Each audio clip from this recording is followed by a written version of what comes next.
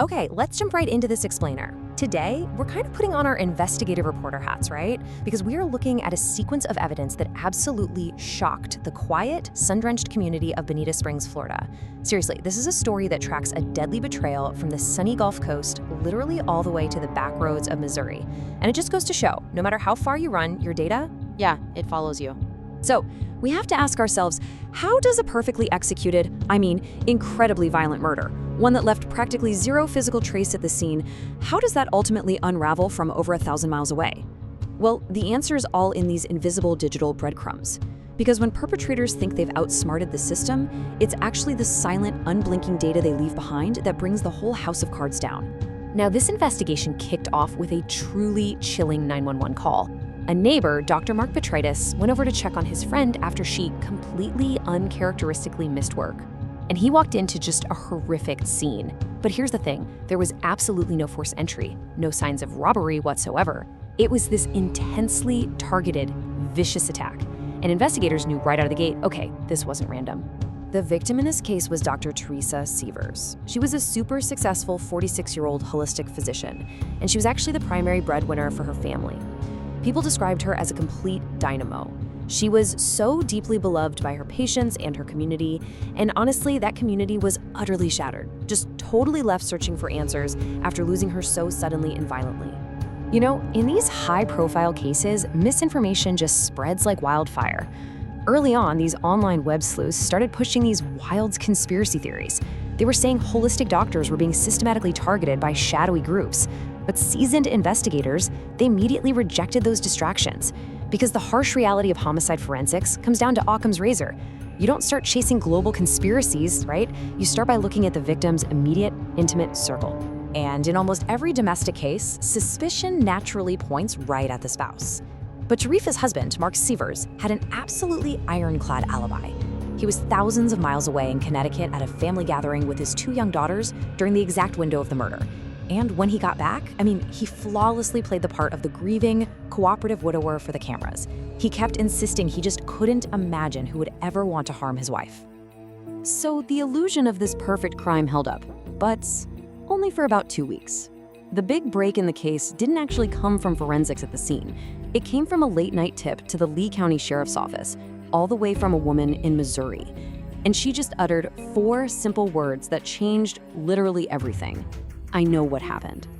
Suddenly, the whole investigation shifted far outside Florida, landing squarely on a 5-time convicted felon named Curtis Wayne Wright. When investigators finally zeroed in on Wright, they searched his rental car and found a GPS right in the center console. Now, the history had been manually deleted, but here is a massive takeaway for our digital age. Deleted rarely means gone. Detectives spent hundreds of hours pulling the device's unallocated data, and they resurrected this damning 1,140-mile chronological map. It showed Wright picking up an accomplice, Jimmy Ray Rogers, and driving straight down Interstate 75 right to Dr. Sievers' front door. But think about this for a second. How do you coordinate a cross-country hit without your primary cell provider logging literally every tower pane? Well, these guys relied on 2 prepaid burner phones. They essentially set up a secondary ghost network, and that allowed Mark down in Florida to communicate with the hitmen while they were on the road, staying completely off the radar of standard phone records.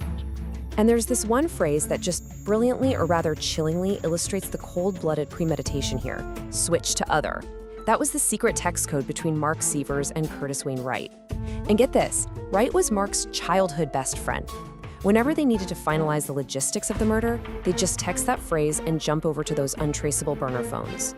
So, faced with this mountain of digital evidence, Wright took a 25-year plea deal to testify against his lifelong friend. And he revealed a really dark irony. This entire brutal plot, it was actually hatched at Wright's own wedding in Missouri, a wedding that Mark attended. Driven by severe marital issues and financial ruin, Mark promised Wright over $100,000 from Teresa's life insurance. The plan was terrifyingly simple. They'd just let themselves in and wait in the dark for Teresa to come home. Now, while the digital footprint built the timeline, the physical evidence is what finally locked the whole thing in. The accomplice's girlfriend actually came forward, and she revealed that Jimmy Ray Rogers had literally bragged about the murder in bed. He admitted they used a hammer, which perfectly matched the blunt force trauma found at the scene. She then directed police straight to a highway ditch where they found a discarded bloody blue jumpsuit used in the killing. Okay, so as the timeline shifts into the courtroom, Mark Seaver's defense team faced a monumental, almost impossible challenge. They had to somehow orchestrate a narrative to explain away all of those voluminous burner phone communications between a grieving husband and the confessed killers. Seriously, how do you explain calling your wife's murderer dozens of times the exact week she dies? The trial lines were starkly drawn. The prosecution laid out a very straightforward case, murder for hire, fueled entirely by greed.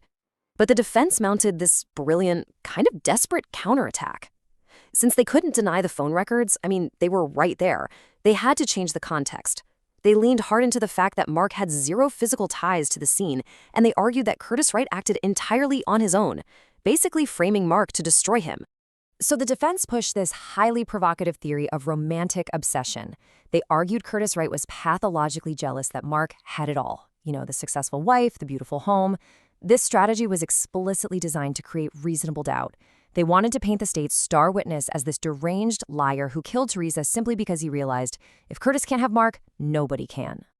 It was a huge swing for the fences, for sure. But the unblinking digital evidence was simply too much to overcome. The recovered GPS route perfectly overlapping with those pinging burner phones, it completely dismantled the defense's jealousy theory. Actually, it took the jury just 4 hours to see through the smoke and mirrors, finding Mark Seavers guilty of first-degree murder and conspiracy. Moving into the penalty phase, the prosecution doubled down on just how calculating this betrayal was. They reminded the jury, hey, this wasn't a crime of sudden passion, it wasn't a tragic accident, it was a methodical execution, done purely for financial gain, orchestrated by a man who weaponized his own childhood friend against his wife. And the jury agreed. They recommended the death penalty. But right before the judge's final decision, the court witnessed this heartbreaking twist that really exposed the deep collateral damage of this crime. Mark and Teresa's eldest daughter submitted a really poignant letter. She begged the judge to spare her father's life. She pleaded that she and her sister had already suffered the unimaginable trauma of losing their mother, and an execution would leave them entirely orphaned. On the other side of that agonizing grief was Teresa's own mother, Mary Ann. She spoke of the staggering, permanent loss inflicted upon their family.